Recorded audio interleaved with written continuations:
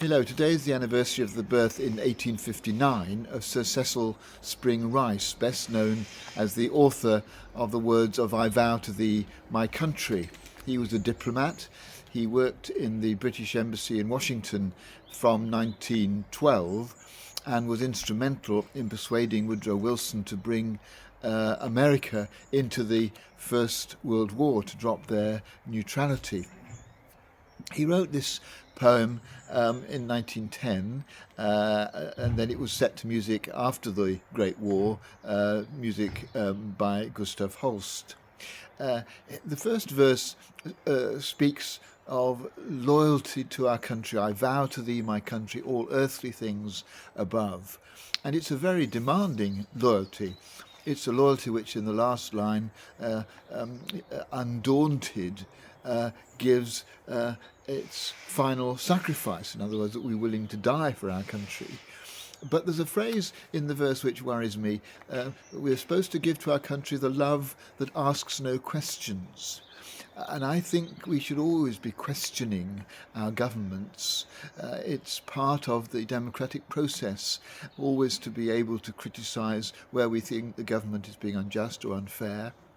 And I think particularly as authoritarian governments become more common around the globe, it's very important that we do keep up the process of criticising, of calling to account those who govern us. And I take my hat off to those who do that in countries where to criticise the government puts themselves often in some danger. The second verse goes on to speak of a different kind of loyalty.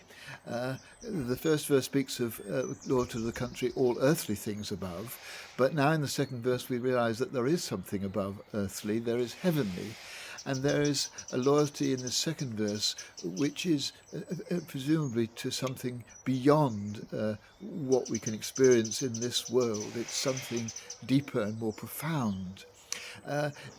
Some of the phrases in this second verse quote from the Old Testament, where they are applied to wisdom with a capital W.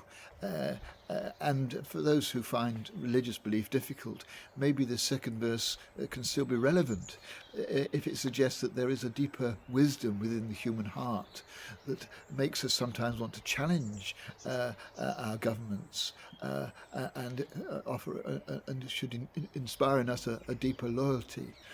But for those of us who have a belief in God, clearly this is what Sir Cecil Springer Rice intended us to be thinking of.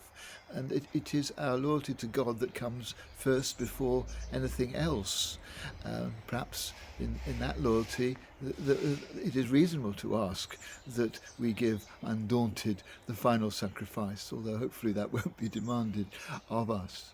But the atmosphere, the spirit of this different world, this heavenly world, is one of gentleness, of peace, where the fortress is a faithful heart, and where we may not see the king, but we're aware that there is something there that demands our commitment. And so today I want to remember the significance of being patriotic, and to realise that perhaps the most important way of expressing that patriotism is by exercising my right to question the government and those who rule me. But also to see that within this questioning must lie a deeper loyalty to a wisdom that lies deep within the human heart and comes, for those who have this belief, from God.